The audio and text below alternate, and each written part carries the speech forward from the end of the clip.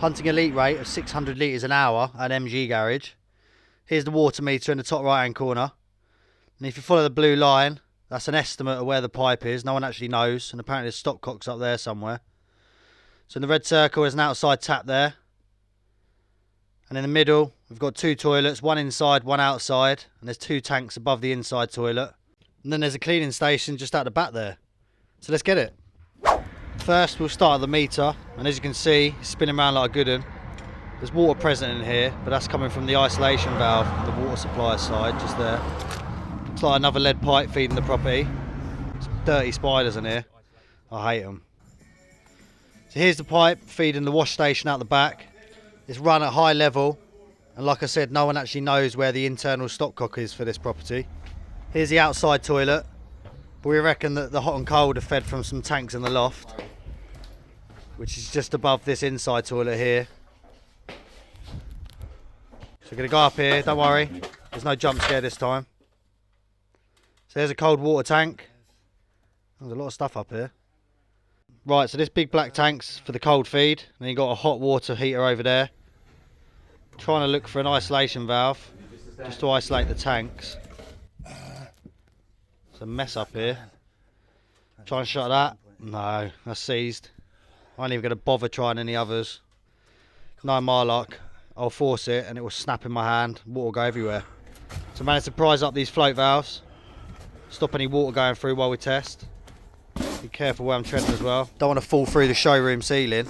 Customers have come here for an MG car. Not the leak detective MG, lifeless on the floor. So when we first started hunting around, I noticed this small little leak here. That's not 600 litres an hour though. I think we can all agree that. But we repaired that. That's stopped leaking now. So you can carry on trying to find this major leak. So starting at the front of the building, the first office by the meter. There's some inspection hatches there. There's no water over here. Should hunt around. It's like a maze running through these cars. Got to be careful as well, I don't want to scratch any. And after a long time hunting around, we located the leak at the front of the property. Hopefully it doesn't go under this electric car charger or the building. That could be a nightmare. So you've got to be careful here because there's a lot of services. So we slowly broke away the concrete, and when we got down there we finally got some evidence of the leak. So we exposed a little bit more. You can see this pipe's been damaged, and the further back we dug, the more damaged it was. So it looks like this charger's got to be removed. So the guys on site made it safe and isolated the charging point. Miraculously we actually managed to remove it. So there's the first bit of dented pipe.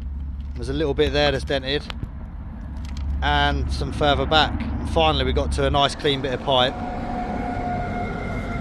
Look at the condition it's in. This is some copper pipe as well, so somewhere under the ground it transfers from lead to copper. Nobody knows how long this leak's been going on for. So with the pipe cut out and the pipes cleaned off, we managed to repair the pipe work, get the meter back on. Had to speed this up a bit so you can see all the pipe works filling back up, and eventually the meter comes to a standstill, confirming no further leaks in the pipe. So we'll go back up into the loft, make sure these tanks are filling back up. The hot water tank, looking good. Now it's got to wait for the cold feed tank to fill. It's a bit bigger. There we go, didn't take too long. And that's another happy customer. Job's a good one. If you have a leak, let's get it.